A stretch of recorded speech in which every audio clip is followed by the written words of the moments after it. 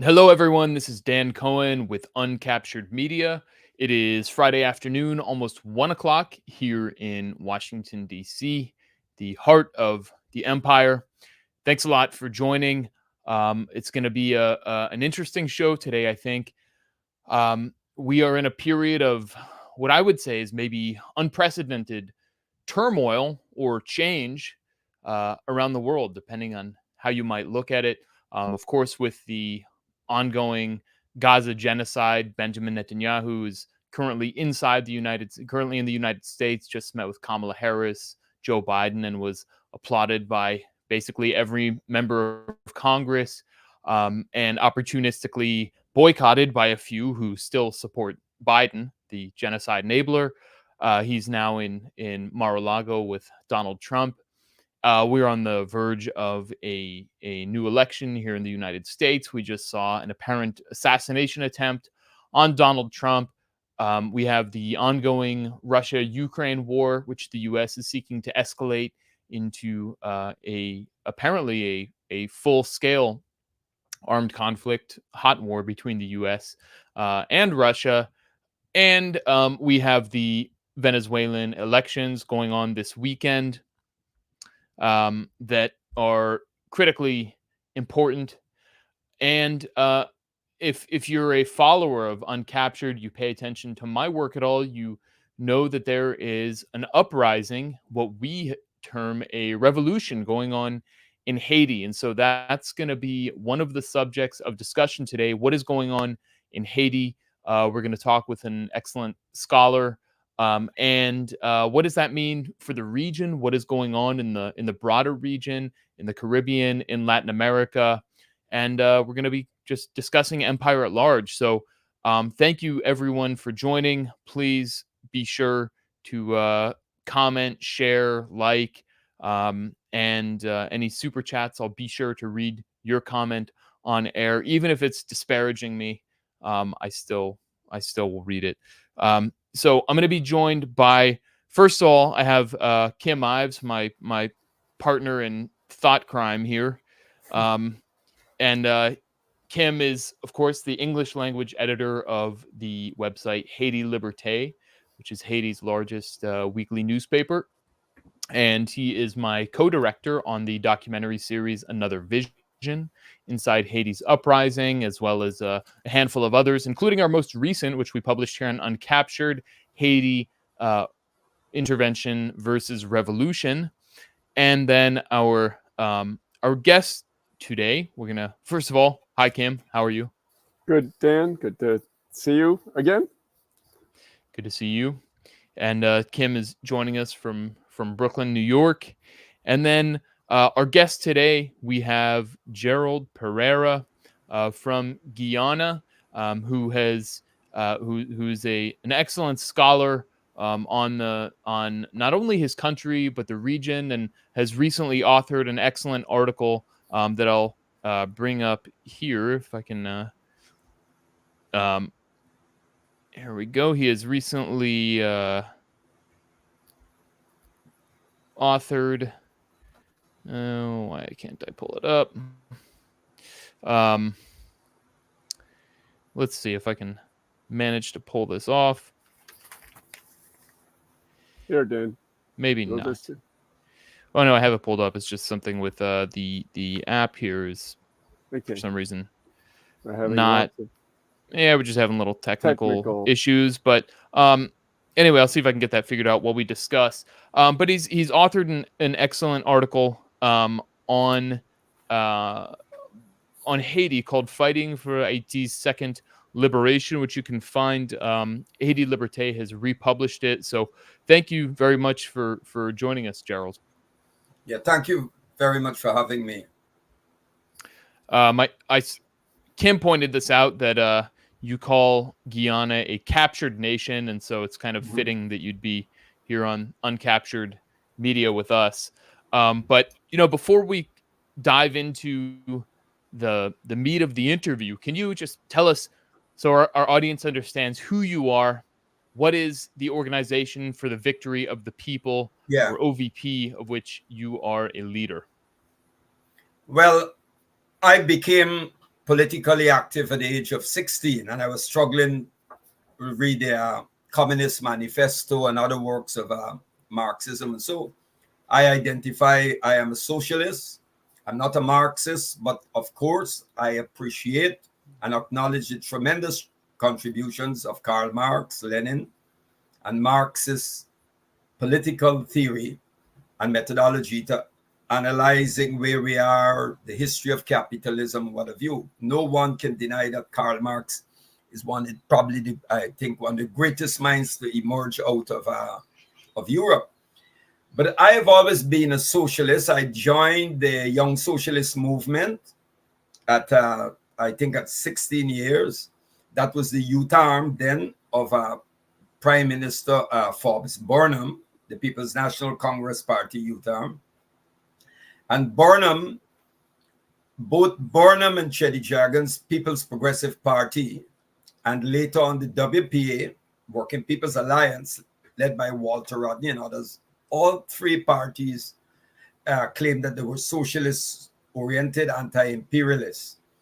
But instead of these three coming together to build a united socialist front, we ended up with hostility and what have you. And it was because a number of those parties, those outside, were so dogmatic in their application of Marxist theory. Anyhow, Burnham took very solid anti-imperialist positions in the international arena, in the non-aligned movement in CARICOM. Burnham allowed the Cuban troops to refuel in Guyana after pressure was put on Errol Barrow of Barbados, and Barrow gave in.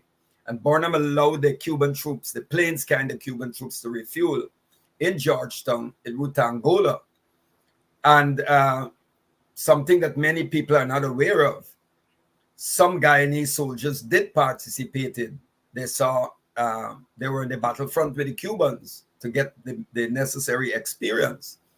And also, Burnham allowed, he provided the first set of weapons to the military arm of the New Jewel movement that got rid of Eric Gary. So I have been active all the years, but when Burnham died, the United States, well, the US had always, they applied tremendous pressure on Burnham. So when he died, the IMF stepped in, the World Bank stepped in, the US State Department, and tremendous pressure was put on the new president, Desmond Hoyt, and he caved in. He privatized, liberalized the economy, sold out strategic state assets to the big businessmen, both to foreign businesses and local businesses. This is what year, Gerald? This was, Burnham died in 85, and this started after 86. And it continued until when Cheddi Jagan came back into office after years. Because, you know, Cheddi Jagan was elected premier before we got independence in 66. Cheddi Jagan was premier from 1961 to 64.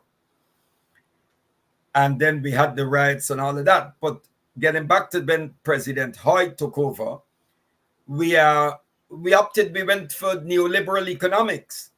And every president that came in, every party that came in, has pursued neoliberal economic policies. Even Cheddi Jagan, who was the first Marxist, self-professed Marxist to be elected, that won an election, long before Salvador Allende in Chile. Mm-hmm. And he won, but he continued with the neoliberal policies and tried to put what you call a sort of a humane face on it. So right now, that's what we have ExxonMobil here. We have all the foreign companies here. And when you listen to the U.S. ambassador to Guyana, she speaks like a governor who has replaced the British governor after we got independence in 66. And I think Guyanese, this is what we tell people in this country, strategic decisions about Guyana is not made in Guyana.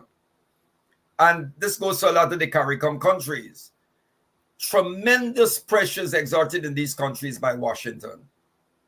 So what Washington says goes, and these messages are conveyed through the U.S. Embassy. And we are a classic state, a classic of what you call neo-colonialism. We have our own president, we have our own flag, our own national anthem, our military and so. But we refer to that as flag and anthem independence. It's not a substantial, it's a fallacious independence. Because strategic decisions, even some of the political parties, all the political parties on the landscape in Guyana, with the exception of the OVP, are committed to neoliberal economics, to maintaining this bogus liberal democratic arrangement, and to their foreign policy is guided by what the dictates, what the United States want. And the US operates like a bully. So over the years, we founded the Organization for the Victory of the People, which was based on a speech because President Burnham years ago had addressed the People's National Congress conference, and his speech was towards the people's victory. So we speak about the victory of the people rather than a political party or a class. We speak about the victory of the people. And we are not a typical or classical political formation. We focus on community work, raising people's consciousness, organizing at the grassroots level, and organizing for people's revolution as the alternative to this nonsense we have every 5 years where we keep exchanging overseers. We call them overseers for the plantation.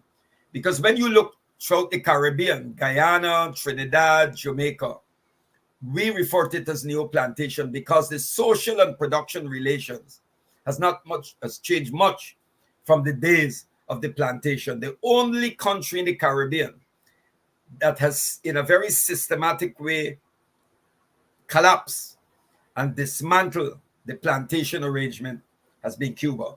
All the others is just a more updated version of the plantation. And our presidents, our prime ministers are just like overseers, acting on behalf of the absentee owners, and in some cases, not so much absentee, they're very present here in the new plantation, such as Guyana. But when President Hoyt came into office after Burnham died, and he lost the elections to Chedi Jagan, I made an exit. I went abroad and I spent a number of years because I was involved. I lived in Libya and I worked with the Libyan revolution. And I traveled and I worked with Kwame Ture, the late Stokely Carmichael.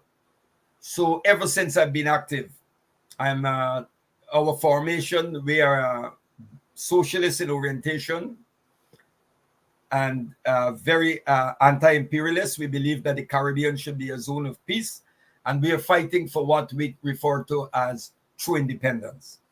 In the People's Revolution you refer to, Gerald, is something along the lines of, say, Venezuela or Bolivia, or something along the lines of Cuba or Nicaragua? Well, we learned from these experiences, but our situation, our circumstances, our own historical and peculiarities, of course, are different. But we learned from all of these great revolutions. And when we speak about People's Revolution, we're speaking about, someone told me many years ago that, revolution is not like instant coffee. So we have to prepare people. We have to build it. This has to be a movement from the ground up. And what we do is we organize people at the community level, and we get people to be involved in their own activities. And so, because one of the messages we keep telling people constantly is that there are no liberators. You are your own liberator. But we cannot fight oppression and the system by ourselves. And that's why we come together collectively in organization, because organization is the anchor for ideas. But we are not a traditional party. We are not a traditional party. We believe that today in the Caribbean, that is obsolete. We have to go back to the days of when people like C.L.R. James was speaking about movement for assemblies of the people, which Maurice Bishop had established. People need to participate in the decisions that impact their lives. So we are about creating grassroots organizations, grassroots committees, where people have to be involved They have to realize that liberation is the activity of them, of the people themselves, their own self-emancipation. As Karl Marx said, the emancipation of the working class is the act of the working class themselves. So we are not into this. We don't really subscribe to the Leninist concept of this vanguard, this, you know. Of course, there will be a vanguard, but the vanguard need not constitute itself as a political party in the Leninist, as the party, the Leninist type that we had. And we saw what happened in Grenada when the revolution imploded because of that dogmatic approach with Bernard Coard and others who were so rigid. New Jewel movement, yeah. Yes, because Morris Bishop and them had the movement for assemblies of the people. They were talking about creating assemblies of the people, just like how in the early days of the Russian Revolution, the Bolsheviks, Lenin said, power to the Soviets. He didn't say power to the party. Yeah. But we know what happened there. So that's the vision. That's where we are about. Because what we keep doing for the past so many decades that we have independence, we keep exchanging political parties, but the system is intact. For example, in Guyana, 15 to 16 families control thousands of acres of land, thousands. And irrespective of which, it's no difference to Haiti. It doesn't matter which party is in. These families and big businesses do well because what they do is when it's the election time and the campaign season, they give huge donation, millions of dollars to both parties, to the two main parties. So whichever party wins the election, big business are the winners because they will be the recipients of cheap land, contracts, tax breaks, concessions, and all of that. And the losers are the masses because all the parties accept the liberal democratic arrangement. That's what they go with. And everyone are happy. They go with the neoliberal economics. That's what they go with. And we have Exxon. When you listen to the head for Exxon in Guyana, he speaks like the head of or the prime minister of one of these small brothers, Barbados or so. And we keep telling people in this country that ExxonMobil is not an ordinary company. It's an arm of U.S. imperialism. What Exxon is doing in Guyana, they were doing in Venezuela. And Chavez and the Bolivarian Revolution reined them in. And after when they were kicked out, that the U.S. applied sanctions in Venezuela. So we hear talks about renegotiation of contracts and all of that. And we said none of them are going to renegotiate the contract because what ExxonMobil says goes.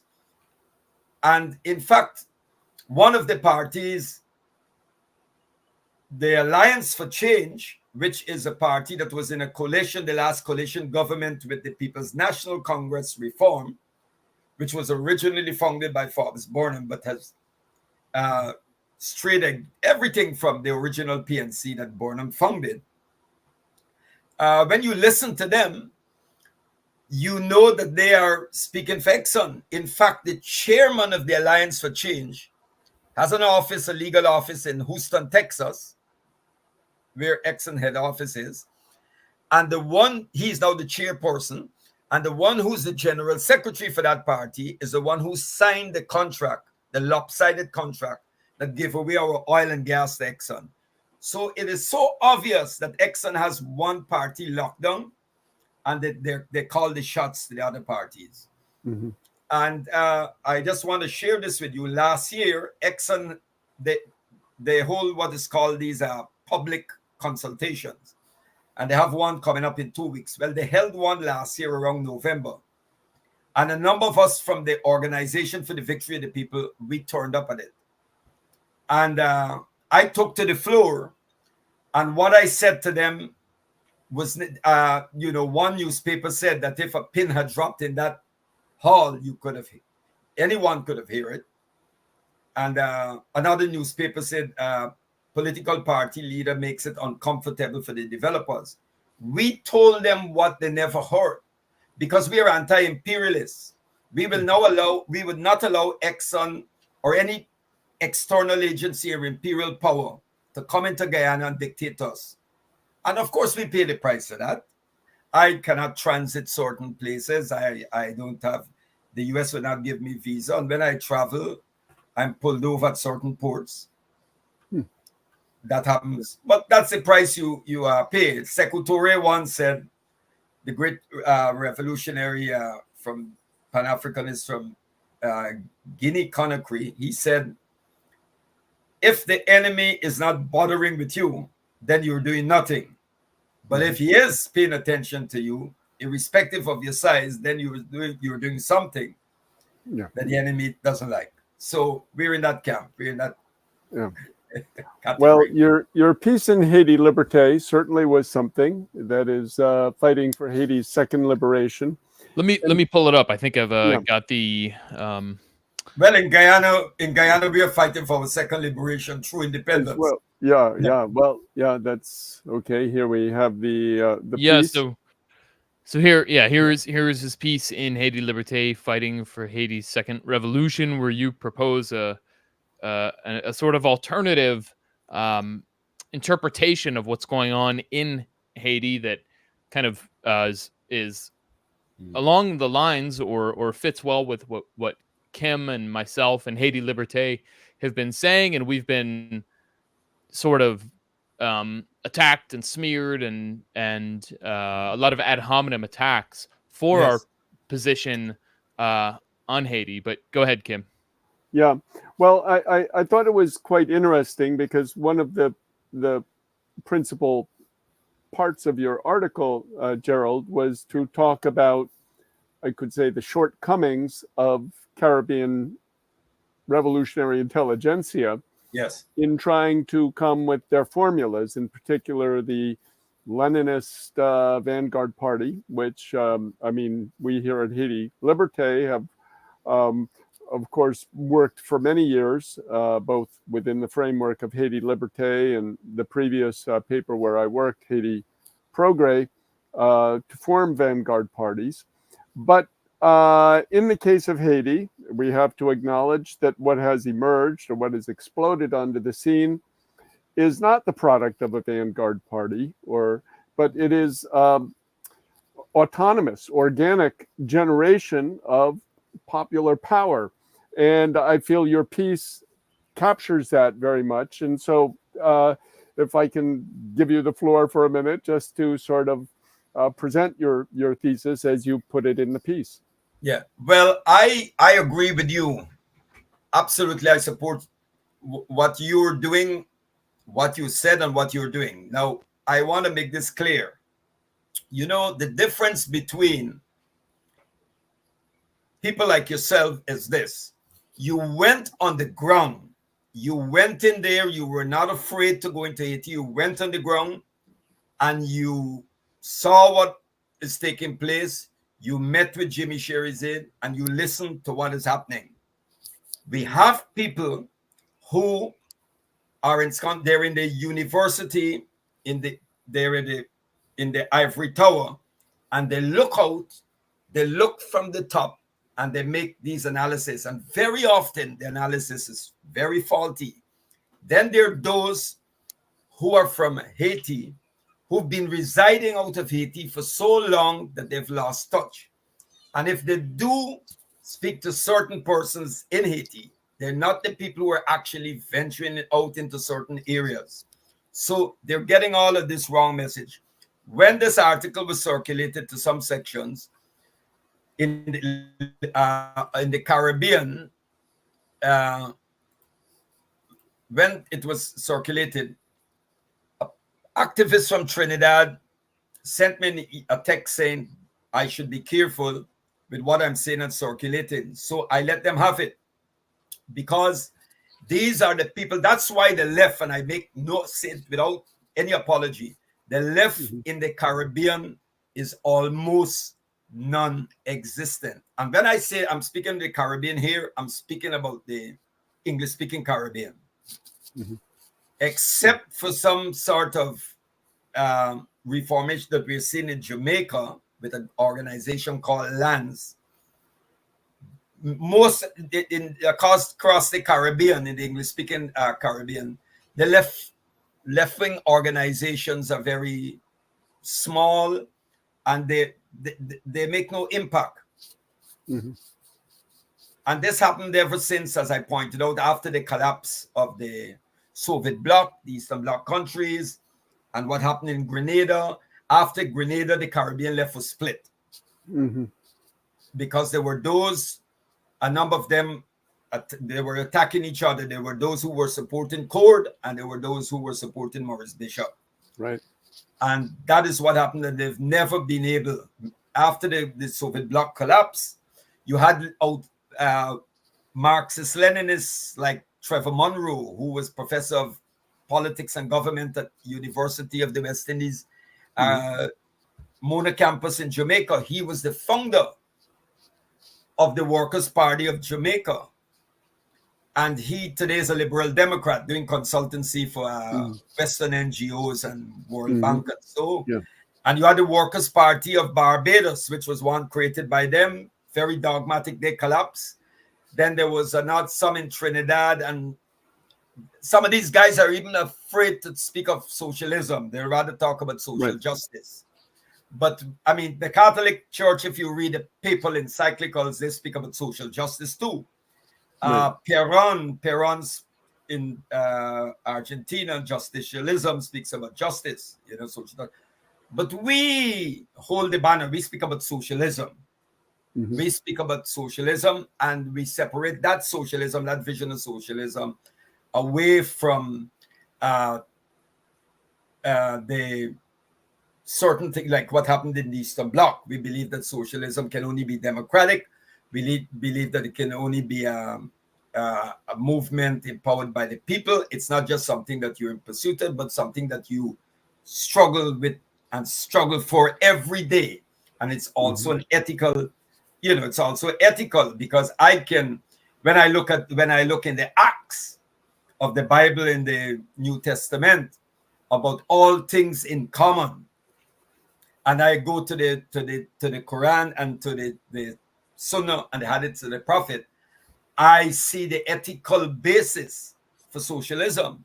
Mm-hmm. No one today, no serious, if you claim that you're a follower of Christ or you believe in the message of Jesus, as well as in the message of the Quran, even in the teachings of the Buddha, and that's why you have the large sections of the Buddhist communism in Southeast Asia.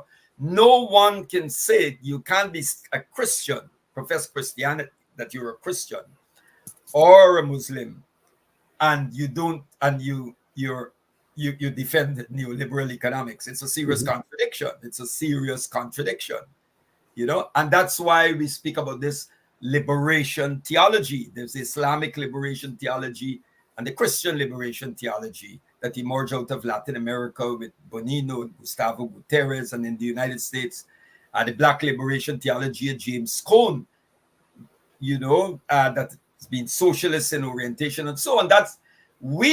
This is one of the things that the left also made a big mistake about, because Caribbean people are very religious people. And the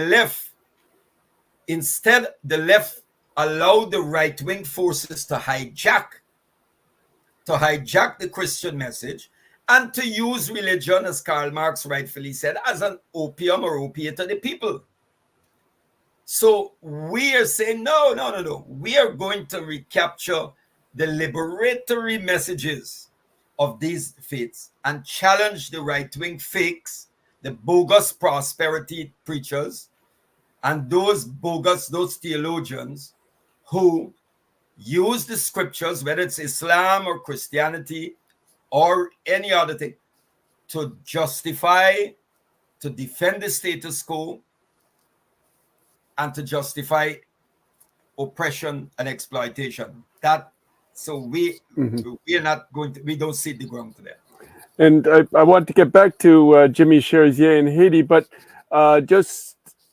you mentioned Trevor Monroe's sort of corruption, becoming a liberal Democrat. Yes. And I'm wondering, in Haiti, what we've seen is sort of the NGOization of the left, where they often become, and adopt even the terminology of the NGOs, empowerment and stakeholders and et cetera, and sort of silo themselves into little programs. In Haiti, we have, for example, Camille Chamers of the MPDP, connected with Chaban Jean-Baptiste on the Central Plateau, and the MPP, which is called the Peasant Movements Party, the Peasant Movement. And they are, for all intents and purposes, NGOs, and sort of connect to some extent with the current of I'll call it an Owenite current out of Brazil, the MST. Yes. And so to some extent, they've, I could say, hobbled themselves with this NGOization. Has that occurred in Guyana as well, for example? Yes, you're absolutely right. This is what we're witnessing. The left has been NGOized. Even the Pan-African movement. Recently, 2 years ago, we had a meeting in Barbados, and the African Union Commission on Reparations was part of it, and it was on the second to last day of that 5 days of meeting that I discovered that the George Soros Foundation was helping pay, was behind this thing. Yeah. Had I known that, I would not have been there. Good. Then we have the IRI. They're heavily involved in Guyana, the National Endowment for Democracy. And these people are careerists. They're careerists. They're not about transforming the system. They make a career of it. This is the petty bourgeois, the petty bourgeois left. And we're witnessing not only the NGOization, the NGOization and the neoliberalization of the left and the Pan-African movement. This is what we have. So they're not, some of them now some are diplomats, some are quite happy to just, they just go to a little conference here and they talk. World Economic Forums, yeah. Yeah, yes. Social but there forums. Is no, and they're getting money. I know the European Union office, the European Union office in Guyana transferred 450,000 euros, I think 2 years ago, to an organization in Guyana that is involved in land issues and all of that. And, it's at the end of the day, the people who they're supposed to be representing or struggling or they're fighting with or fighting for, they know nothing of it. Right? These people travel on first class, some who are talking about climate change. And they travel first class. They don't travel economy. They travel first class, business class. They go business class and that type of thing. So we have that. So you're absolutely right. And when you have uncaptured media going on the ground to see what is happening and talking to those who are involved in struggle, these people want to target you and dismiss you. We know them, and I can assure you many of them are doing nothing. Many of them are doing nothing. They've been residing out of their country for years. They're out of touch with what is happening. And do you think to some extent their hostility towards Cherizier and the revolutionary forces of the G9 are because that movement sort of undresses them and shows what phonies they are? Absolutely. You're right. You're absolutely right. Because you see, these people believe, who's Cherizier that he could come from behind? That's our role. I'll give you an example. When Thomas Sankara was leading the revolution in Burkina Faso, there was a well-known Pan-African scholar and historian by the name of Joseph Kizorbo. He was a socialist. And Kizorbo, instead of teaming up with Sankara to take the revolution forward and to fight imperialism and so, Kizorbo attacked Sankara because it was like, hey, you're a soldier, you're a military man, you come and you make coup, you don't know it, you know. This is the intelligentsia leads this struggle. You know, it's a sort of it's intellectual, it's an arrogance. And Sankara, when you go and you read Sankara's book, Sankara Speaks, he used some very unmeasured language for Kizorbo. And Kizorbo's position that he took against Sankara in the Burkinabe revolution dovetailed with imperialism. So this is what is happening. These people believe that they have the right to lead these struggles. But the question is, if they were doing their work, if they were building something solid on the ground, then how come this vacuum was there for the Cherizé and the G9 and the so-called some of the, of course there are other gangs and so, but Cherizé, right, to fill this vacuum. Yeah, right. Well, yeah. Why aren't they accompanying the people and in this their thing movement? about gangs and gangs and gangs? Many of the political parties in the Caribbean operate and behave like gangs. When you see, for example, some political parties have meetings, and their supporters will go and break up that meeting. And then another time, another political party have a meeting in a particular area, and their supporters will break up that meeting. And the leaders say nothing. They set them up. There's a gangs. And then we have people talking about the havoc that Cherizé has wreaked on Haiti. He didn't wreak the havoc. People need to understand the history of this country, that imperialism has wreaked havoc on Haiti. Imperialism and their local surrogates, and those neo-colonial politicians in the Caribbean who Maurice Bishop referred to as yard fowls.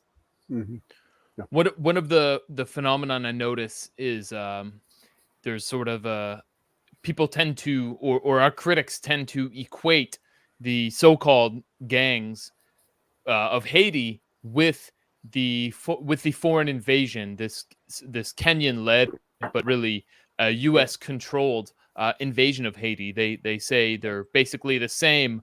In particular, I mean, I think of, I don't know if you're aware of this guy, Kevin Pina, who's been basically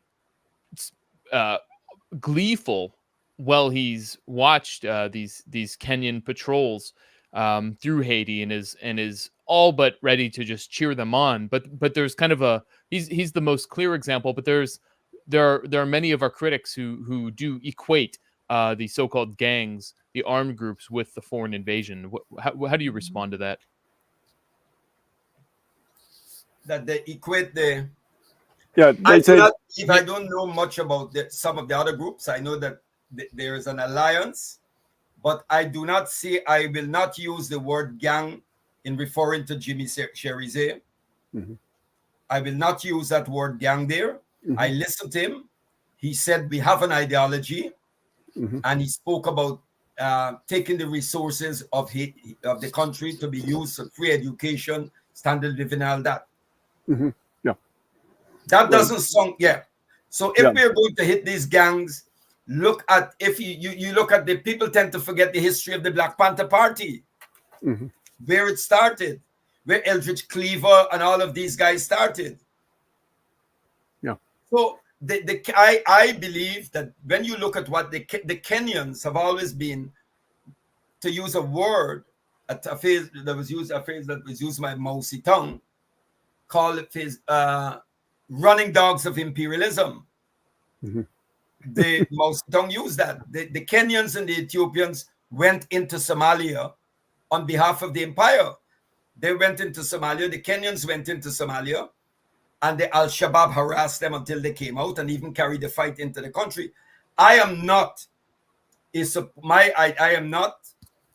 an admirer or supporter of Al-Shabaab. I reject their interpretation of what constitutes Islamic doctrine, but they are fighting in Somalia. And I don't think I cannot support or will never support a neo-colonial regime like the Kenyan regime or the Ethiopian regime at the time going in on behalf of the empire to invade another country. The Kenyan forces are an invasion force acting as on behalf of the United States. And the other Caribbean countries and those countries who are going to send additional troops and police, they're doing the same thing. They're doing the same thing. And I would say that once you invade a country and the Kenyans are invaders, then those who are fighting for the liberation have a legitimate right, both from a historical perspective and a moral right, to resist the invaders. Yeah. I think one of the things Dan was referring to was what this fake left, phony left does is try to equate Jimmy Cherizier, that he's a CIA agent, and these quote unquote gangs, what we would call armed popular organizations, are simply providing the pretext for U.S. intervention. And it's all part of this big, six-dimensional chess game, which is going on. And they never criticize this transitional presidential council, the Lavalas family party, which is sold out, the Petit Dessalines party that is sold out. That's not their problem. Their problem are the people who are the targets of this intervention. Well, how could, I mean, you only have to look at how the enemy operates to know. I mean, if you look, how could Jimmy Cherizier be a CIA agent? I mean, look at how the Americans operate. When you had the uprising, the so-called Arab Spring in Egypt, Mubarak collapsed after 21 days. And where it started out in Tunisia, Zainuddin Ben Ali, I think he collapsed after 2 weeks. There was no popular uprising or mass uprising in Libya. It was an invasion. And they actually airlifted fighters from the Libyan Islamic Fighting Force that was affiliated to Al-Qaeda and moved them in to Libya, because that's why they rushed through. They didn't want an African Union settlement, and they hurried everything because they knew that it was not a popular uprising, that Gaddafi had mass support, and it would have been crushed. So from day one, they got their people in there. And when you see the United States, what they're doing in Haiti, and that transitional council they put together, and the forces that the black faces of imperialism or white supremacy that are put in, it's completely different. It's different. Yeah. Well, Dan, I don't know if you wanted to go further on that angle, but no, I mean, I think it's part of what you said. There's a couple ways they come at us, Kim. Is one, they say Cherizier is CIA and his goal is to create this chaos, so then there's a pretext for the United States to deploy these mercenaries. And they also just say, oh, there's no difference, as if even if they those who don't say he's CIA or something like that will say there's no difference between the gangs and the so-called gangs, of course, and the foreign groups, even if there is, even if, and we openly admit that not Jimmy Cherizier, but some of the other armed groups who are part of Vivre Ensemble have previously been involved in criminal activity, and some of them may very well still be involved in criminal activity. It's not the point is not that they are that they're perfect, but this is a process that Jimmy Cherizier has been preaching for as long as we've been documenting it, that we should not, the armed groups are from the same class, should not fight against each other, and should actually unite, abandon criminal activity, and go after the the real criminals, the higher class criminals. But these people say that even the criminal groups, they are the same as as the invading force, as these Kenyans being sent by the United States. And the point, how I see it at least, is no. I mean, these are, the key difference, of course, is these the local groups, whether they're criminal or not, are Haitians, whereas the foreigners are foreign. That's the key thing. So they can, even if they have committed crimes, they can actually partake in a national struggle of defense of their country and sovereignty. Yeah. Yeah. Well, in Guyana, between I think it was 2001 to 2006, a number of prisoners escaped from the central prison, and they were carrying out a sort of a urban struggle, an urban fight to bring down the government. Some of those people who broke out of the prison, they said, with the exception of one, they were just hardened guys who some people thought maybe they could use them to bring down the government, but they were not interested in that, with the exception of maybe one or two. But then another group came into existence, and they were involved years back in crime, petty crime and things and so. And while they were in prison, they saw the injustice. They saw how very powerful people could use people, including them when they were in the gangs, and do certain things and get away. And these guys actually got politicized. And they were reading this group that evolved. They were reading Marcus Garvey. They were reading Malcolm X. They were reading Che Guevara. And they were saying that they will not allow any political party to use them, because all the political parties represent the interests of big business. So, and that, of course, they had this situation from 2001 to 2006. And they engaged. I went into areas where I had to lie on the ground, because shots were firing. I saw them engage the police in firefights that lasted for hours. And then the police would retreat, and then they would emerge in full battle outfit and all of that. And then it was crushed. And there was a number of reasons it was crushed. And somehow, of course, they wanted it to, I was a fig, they said that anytime you come out and you support and you can see what is happening, they target you. But I've seen it, so I can understand what is happening in Haiti and where Cherise is coming from. I've seen people transform. I've seen this awakening. And I've seen a disciplined force. I've seen this and become very disciplined. Yeah. After all, we have to look at the Haitian founding father, Jean-Jacques Dessalines. He'd been a French general. That's right. Yeah. So, but they left in the Caribbean, as you said. They left the Caribbean, Yes.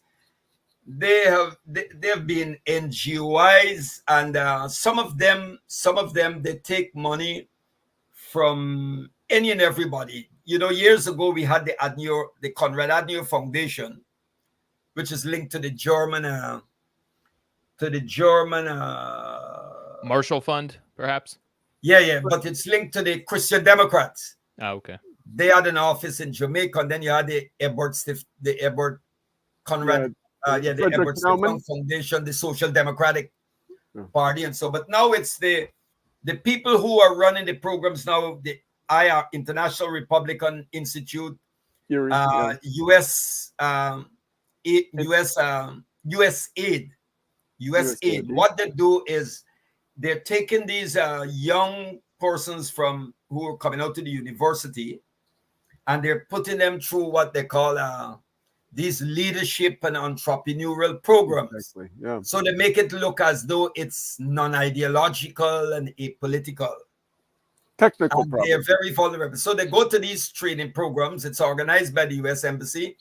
They run some in Guyana, and then they send them to Washington, to the United States, to Washington for about a week or 5 days. But what they're doing is infusing neoliberal ideology into them. Mm-hmm. So they come back with the whole thing about privatization and all of that, right? Mm-hmm. And they think that it's apolitical or non-political, but it's not. So they're grooming a whole group of young people to take over this thing, that will defend the existing arrangement. And that's why we run a lot of we have an educational arm, and we run programs. We have classes. During the COVID period, we had some of them online, but we get people to understand why countries like Guyana and Haiti and Jamaica and other countries, despite all these resources we have, natural resources, the state that we're in, the system, right? What is imperialism with what is capitalism? The political parties, the existing political parties don't address that. They do not, there's nothing done to raise the level of people's consciousness. When they have political rallies, it's about alcohol, beer, and music and all of that. So, there's a lot of work to be done. And the left in the Caribbean is not up to it. To be honest with you, the left in the English-speaking Caribbean is spent, with a few, one and two, still holding on and still trying. But generally across the Caribbean, some organizations are one-man bands, and some have been around for years, participated in elections, and don't make an impact. They don't impact on the electorate. Yeah. One of the things we've experienced in our ideological efforts to make people clear on what is happening in Haiti is, one of the attacks that they've taken is a racialist one. That is, Dan and myself as Caucasians have, this is proof positive that Jimmy Cherizier is CIA. Two, that there is the left in general, and this is primarily, I could say, in the U.S. left, has been afraid to touch Haiti. That is, they don't even want to talk about, which side it is, or if they do, they get sort of bollocksed up and caught up in lots of sloganeering rather than talking about the concrete reality on the ground. And I should say that the racialist attack is more from the ultra left of the Haitian left, in particular. And in the Caribbean, again, there often seems to be an almost allergy to discussing concretely, as you did in your piece, Gerald, the nuts and bolts of this uprising in Haiti. So I don't know if you could address somehow how you see us retaking control of the narrative and breaking the back of this sort of gang, CIA, they have U.S. provided weapons, all these sort of tropes which are used to sort of throw powder into the eyes of people who could understand better, perhaps. Yeah. Well, first of all, those who are going to attack you as white, you're European, you're white. That's a cop out. Let me tell you something. This is where I come from. I believe that the battle on this planet is between truth and falsehood. I've read Ali Shariati, the great Iranian revolutionary. I believe that all those who fight for truth and justice, irrespective of their color, background, or what, they are our allies. We must be proud. I'm a Pan-Africanist, and Pan-Africanism is not an ideology. It's an objective. It's not an ideology. The ideology that guides Pan-Africanism is scientific socialism, not necessarily Marxism, it's scientific socialism. So the unification of Africa, for example, under socialism. We people like myself, we are opposed to white supremacy. We're not opposed to white people. We don't fight or hate or dislike persons because of ethnicity. That's not even the African tradition. That is not what it's about. Good. So if the message of truth is coming from anyone, irrespective of their color, that's our ally. That's our ally. There was the woman who stood up, the woman who put her finger up, her hands up in the UN Security Council to continue the genocide against the Palestinian people, is an African-American woman who came to Guyana. She was here. Thomas Greenfield, the US ambassador to the United Nations. She in Haiti last week. Face of white supremacy. She is my enemy and she can never be my ally. Mm-hmm. I don't care if the color of your skin. If you're fighting for a better world and you're fighting against injustice, you are our allies. And those who want to just point you out on the ethnic or the race card, those people are what they are doing is it's not only opportunistic, but it harms the struggle. It harms the struggle for change on the global scale, because to bring about global we see that the world is changing. The world is changing. The empire is losing its grip. And look at the thousands, look at the hundreds of thousands who are marching and taking on the police in the streets. I've seen it. I've seen it from young Moroccans. I've seen it European, white, everybody who are fighting, whether they're communists, whether they Trotskyite, they are our allies. They are fighting. The fundamental contradiction is between the imperialism and those who are fighting it. So those who are going to attack you, as some said, white communists and so, those people are doing nothing. They are the ones who are dangerous. Many of them are not in our organization. These people, I can assure you, those people have their credit cards, are well looked after, and it's convenient. That's a cop-out. So we are not going to buy into that. We're not going to buy into that. Mm-hmm. And maybe I can make a point about that, Kim, just to sort of back up what you're saying, Gerald. And here's a perfect real life example. Let's see if I can get this back in. Here we go. We have this is a tweet I put out. Okay, if everyone can see it. So this is about, when was this? A year ago, a little over a year ago. I found this tweet, for example. I was doing reporting with Kim on the U.S. plans for an invasion of Haiti for this channel Redacted, and a number of accounts on Twitter began attacking me. False accusations about the Canadian efforts to aid Haiti. This is when Canada, at the behest of the United States, was sending surveillance planes, military planes over Haiti, among other things. And armored cars. And armored cars.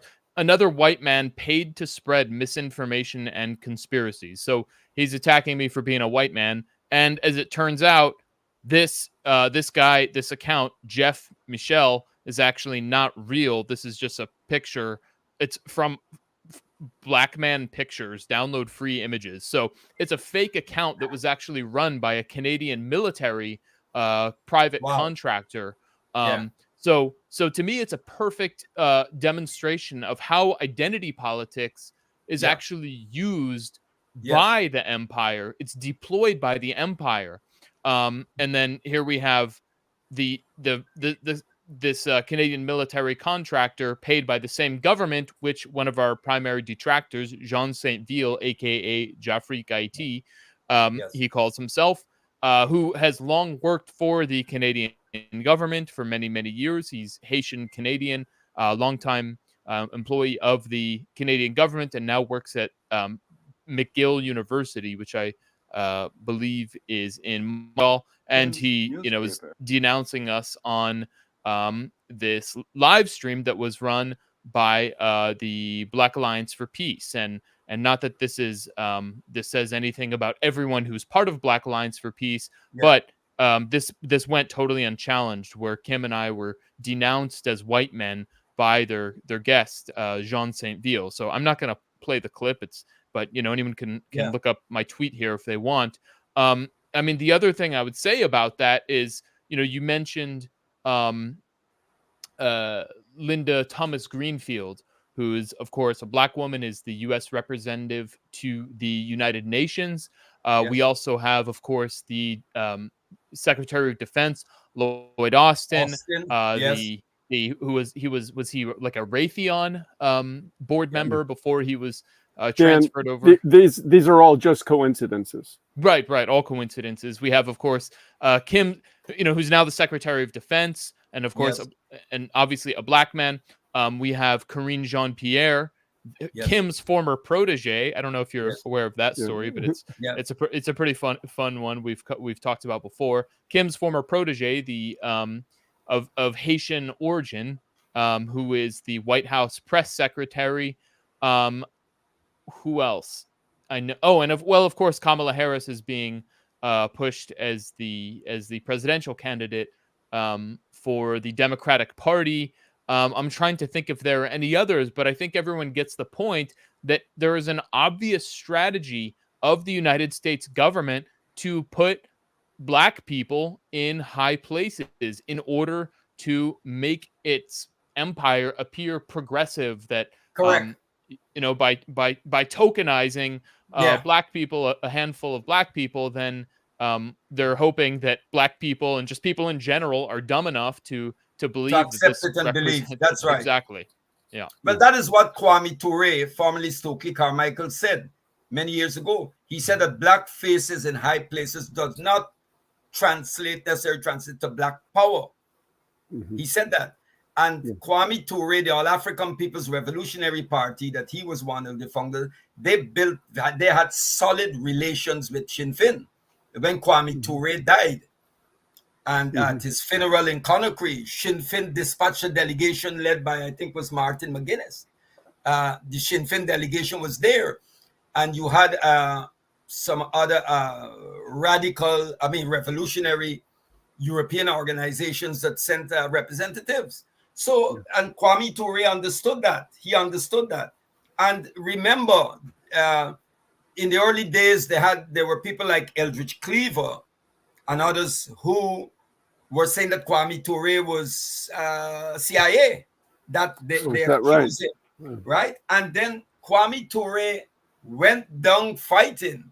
He died when he was in Libya at the time. He should have gone to Cuba to catch up with his medical treatment, and he lapsed and he died. But the people who were calling him, saying that he with the CIA and all of that nonsense, they turned out to be, look at where they ended up.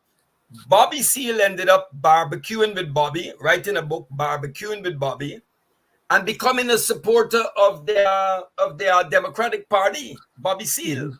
Mm-hmm. Then Eldridge Cleaver, who wrote Soul and Ice, and was a member of a splinter group called the Black Panther International that was based in Algeria before they were kicked out, because that's another thing. He ended up being a Mooney. Wow. A Mooney and a member of the Republican Party. Wow. And these were the people who were attacking Kwame Ture. And Kwame Ture went down as a revolutionary socialist fighting for what he always believed in. Yeah. So and of course, this is something new. And these people who are going to attack you, what you are doing, what Uncaptured Media is doing, is bringing this is education. This is about information for liberation. This is counter hegemony, counter narrative, the official narrative, because the corporate media, we know the corporate media, they established CNN, BBC, and all these people. We caught them on many occasions how they lie. And, you know, they refer to, I mean, I was listening to one journalist on RT who said he worked with RT. I think it's Rory Suchet. And he said they were told what to say and what not to say, you know? And what you are doing is bringing the story, the real story. This is the media. This is the true story coming in. This is alternative media.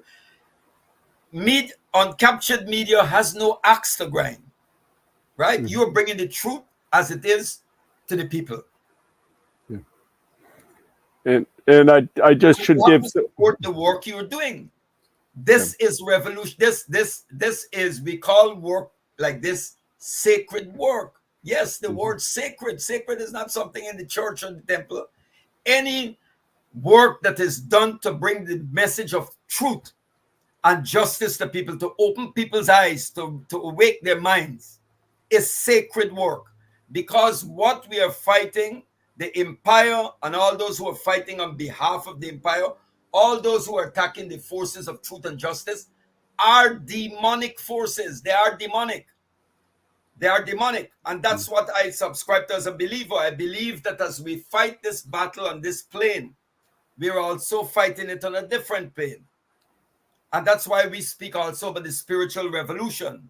This spiritual revolution, because as we change the world, we are also changing ourselves.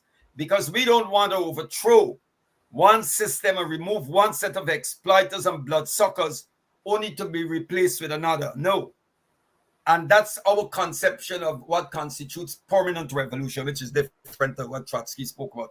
Permanent revolution is that I am constantly waging a struggle against myself, against certain things within us. And Islam teaches that.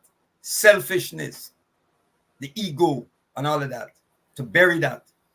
And to be that people like myself, that we must see ourselves as servants of the people, to serve the people. We're here to that, to bring that awakening, to help those people to arrive, because they are seeing things. They're seeing things, and we have to enter into dialogue with them and discussion to arrive and to unravel a lot of what is seen as mystery or people can't get it. But those groups like what you mentioned earlier, on those programs who are attacking you and all of them, those people are not members of any organization. They're talk heads. They talk, they make a career. And the people who are really trying to do something end up being the victims of of what they have to say. And they do not spend that same amount of energy attacking the enemy. Yeah, well, on the contrary, yeah, they're cheering on the transitional. They don't cross certain lines. Yeah, they're cheering on the transitional presidential council. That's right. So forth. Yeah. We, Gerald, we very much appreciate your kind, supportive words. I should say that it's not only Uncaptured Media, but Haiti Liberté is my, like I said, my partners in thought crime at Haiti Liberté. Kim. Well, I'm one of your partners. Yes, absolutely. I'm supporting you 100%. And I've been asked by our national directorate and members. A lot of people are watching you. There's support for you. Keep up the good work. And we are going to put your thing to our website. Yeah. You are doing excellent work. And the viewers should know I'm the only white American on the Haiti Liberté crew here. But unfortunately, I'm the one with filmmaking training. So that's why I end up. Yeah. I'll leave you with this before we go. Kwame Ture, he said, in speaking about Fidel Castro, he said Fidel Castro was the blackest man at the time. He said he's the blackest man in the Americas. What was he talking about? Yeah. Here was a leader of a country that was prepared to move weaponry that was important for their defense. And they shifted it to Angola and sent thousands of troops to turn the tide to the battle so that Mandela that the apartheid regime realized that the military option was no longer viable. They had to sit down and talk. And that is what led to Mandela coming out of prison. So Mandela said it. Mandela said in their darkest moments when their backs were to the wall, it was Fidel Castro, Muammar Gaddafi, and Arafat that stood with them. Yeah. You know, at the time when Margaret Thatcher said that Mandela should stay in jail and rot, that's where he belonged. And the West and America were supporting, you know. So it's not, at the end of the day, it's about those who fight for truth, and it's about consciousness. It's about consciousness. And I am not going to define any human being by their pigmentation and the color of their skin. Thank you so much, Gerald. That's brilliant. Dan, I don't want to run Uncaptured Media's live stream, but I just think that with the election in Venezuela tomorrow and the Essequibo issue sort of brewing in the background, Gerald should maybe give us just his thoughts on what the coming weeks and months hold for the possibility of war between Guyana and Venezuela. Well, you know, the thing I've done a lot on this issue, but I just want to say this to you. This thing about this territorial controversy between Guyana and Venezuela, this thing was settled somehow, and it was dormant for decades. Then, remember, the Cuban Revolution was in 1959, and Chedi Jagan he was elected as premier in 1961, and he lasted until 1964. So Chedi Jagan was the first person who said in this part that he's a Marxist that came to power, won an election. And Venezuela, you had the Cuban Revolution in 1959. So Chedi Jagan came out in support of the Cuban Revolution. And then Guyana got independence in 1966. And when Venezuela heard that Guyana was going to get independence, Venezuela reactivated this territorial controversy. Romulo Betancourt, who was the president at the time, said that the Geneva Accord he will move away from it. It doesn't accept it. Because he called President Kennedy, and said, we will not have, because he was fighting an armed insurrection at the time in Venezuela. And he accused the Cuban government and Fidel Castro of aiding the guerrillas in Venezuela. And Venezuela reactivated this territorial issue with the blessings of the Americans. But what people don't realize is, when you look at it from the historical perspective, America has always been in Venezuela's corner on this dispute. But the dispute is always, they always raise it, it's always reactivated in the interest of Washington when there is a government or a regime in office that they are opposed to. When Forbes Burnham was pursuing an anti-imperialist path, non-capitalist path of development, and was taking solid positions in the non-aligned movement, the United States was pushing Venezuela to invade Guyana. They even sold F-16 fighters to Venezuela. And that was when we launched the People's Militia to arm the people to defend the country. After Burnham died and so on, then you had the swing. And so this territorial thing went back to sleep. So let's say tomorrow, Maduro loses the election and you get the Washington-backed cabal and puppets in power. This territorial thing will go back to rest. Because the United States will now have two countries under their thumb. They already have Guyana, that has a neo-colonial regime, a client regime of the United States. And if the opposition wins in Venezuela, it will be the same thing. So you will hear nothing more about this territorial issue. It will go back to rest. But once there is a government that the US is opposed to, it will always be used. When they were against Burnham, they used it in favor. They supported Venezuela. Now that they're hostile to the Venezuelan revolution, they're supporting to Guyana. And it brings you back to what Henry Kissinger said: America has no permanent friends and no permanent enemies, only permanent interests. The whole thing about Venezuela wanting to invade Guyana, that is like the United States is pushing that line. That is what the US is pushing to the government of Guyana, feeding them all sorts of nonsense information and so that they can spend millions of dollars, perhaps billions of dollars in weaponry from the military industrial complex, money that can go into paying teachers more, because we had teachers strike for years going on, the wages, to buy weaponry on the thing that Maduro wants to invade Guyana. Maduro doesn't want to invade Guyana. Why would Venezuela want to invade Guyana? Venezuela's been under sanctions for years.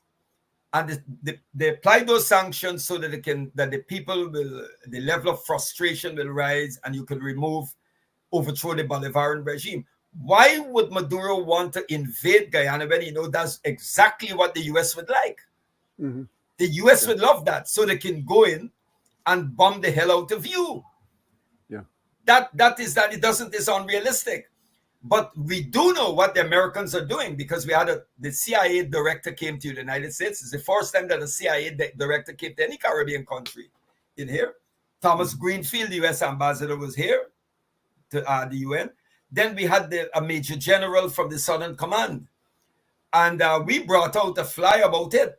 No military base in this country, because years ago we heard about it.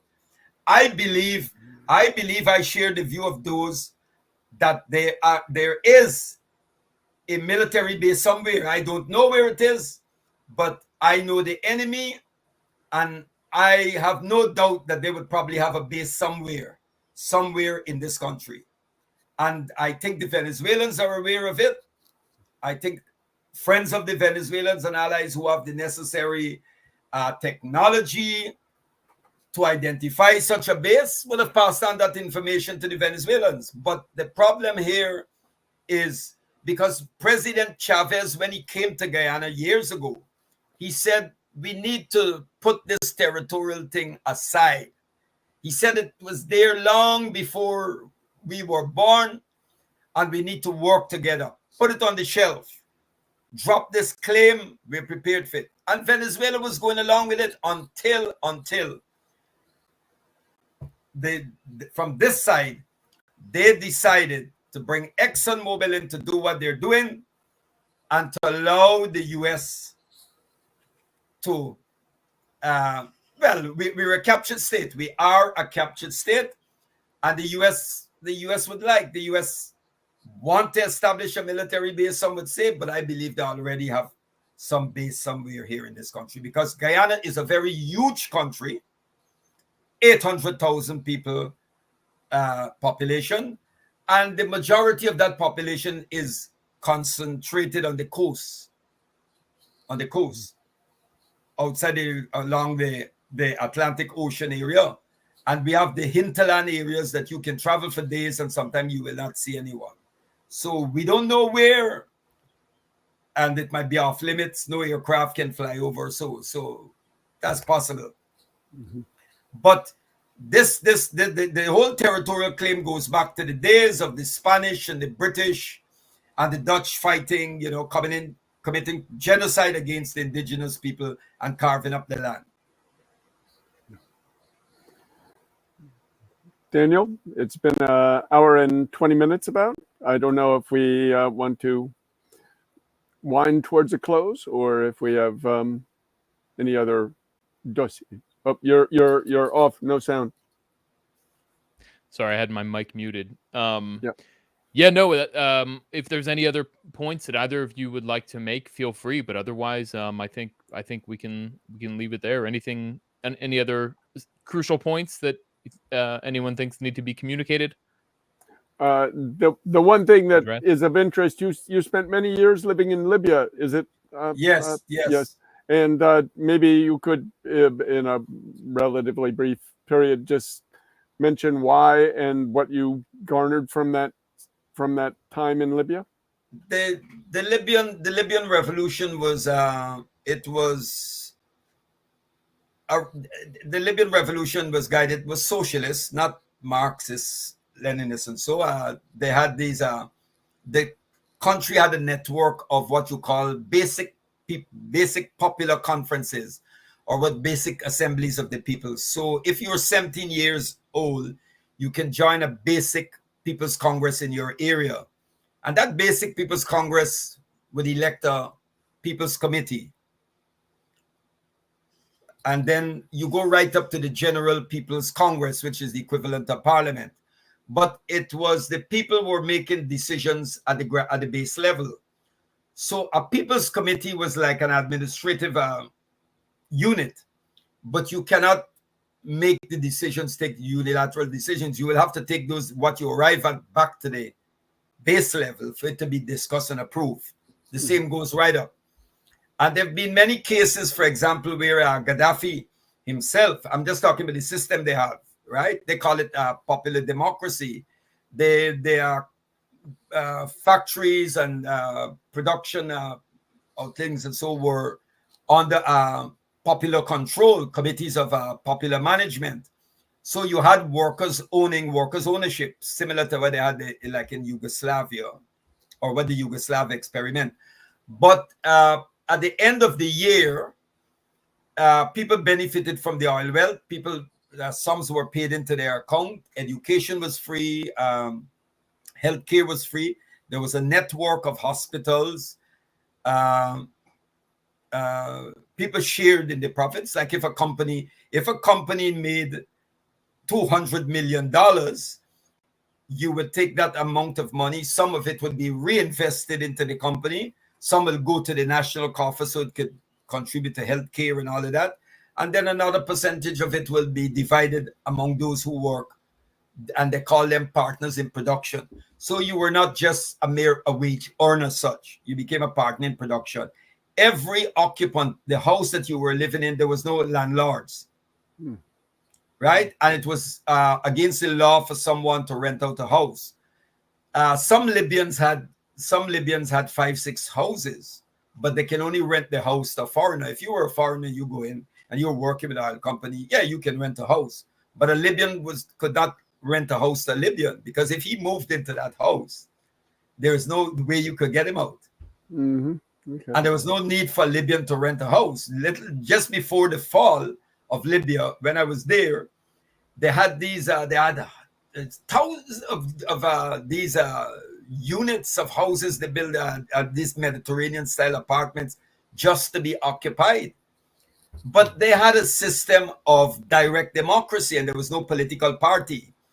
The activists, the so-called vanguard, constituted themselves in what is known as revolutionary committees. And the revolutionary committees, they would be, I could be a member of a revolutionary committee in my neighborhood, and I'm also a member of the Basic Congress. But the revolutionary committees were like the people who were there to agitate and push the people, and to make sure, to guard the revolution, to make sure that forces don't come in and, derail what is being done. And so that is what they did. And they knew it. There was mass support for the revolution on the ground. And that's why they took nine months to bring down the regime, to bring down Libya. 9 months of bombing from the air and cruise missiles, Tomahawk missiles from the Mediterranean in, and you had British and CIA officers on the ground who were directing with sophisticated radio control, directing planes where to hit targets and so. But the people who they backed were never able to win anything on the battlefield. And now something they don't tell you is that there are parts of Libya that is quite autonomous and very much under the control of loyalist forces. There are areas in Libya that is a no-go for the Tripoli government. or even liberated zones. Benghazi.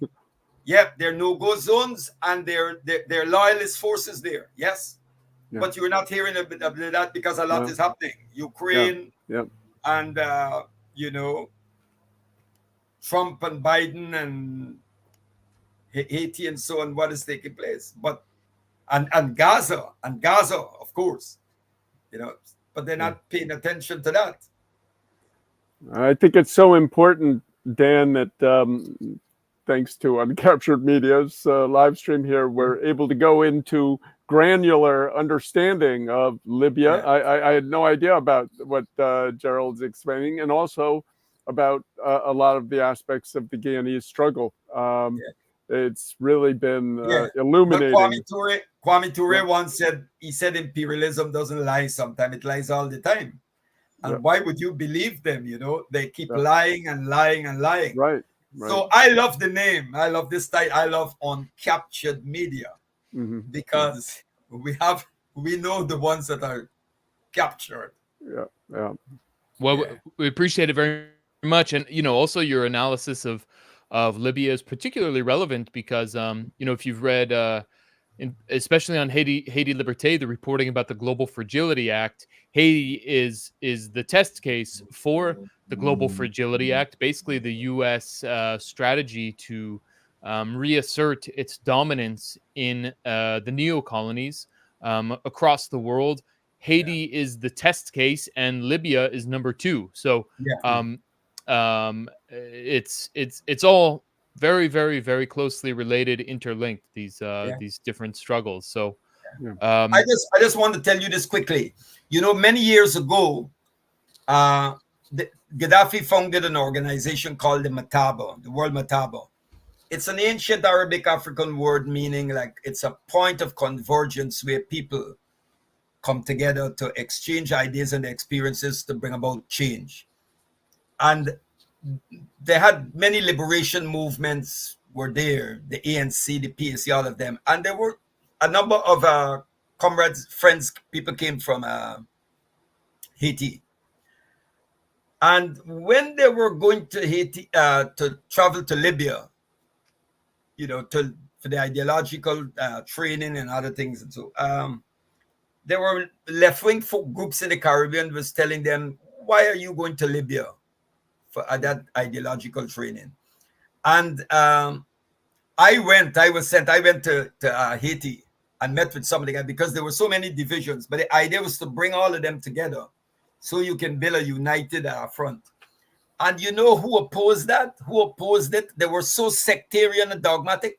The Marxists, the dogmatic. The push. The push. Yeah. Yeah. They broke it up. Well, they were very opposed to Aristide's rise, and they were very opposed also to Haiti Progrès, the original paper I worked at. New. It's the same thing, Yeah. It's the same thing going on. Yep. Yeah. Fascinating. Yeah. All right. Well, shall we leave it there? I think this has been fantastic. I think hopefully we can do this again, Gerald. It's been really illuminating. And again, maybe Dan, you should put up Gerald's piece, which is really required reading. I think it's very important, really key. We have been writing about it in Haiti Liberté for quite some time, not just myself, but many of the writers here discussing what is occurring in the revolutionary forces of the G9 family and allies and Jimmy Cherizier.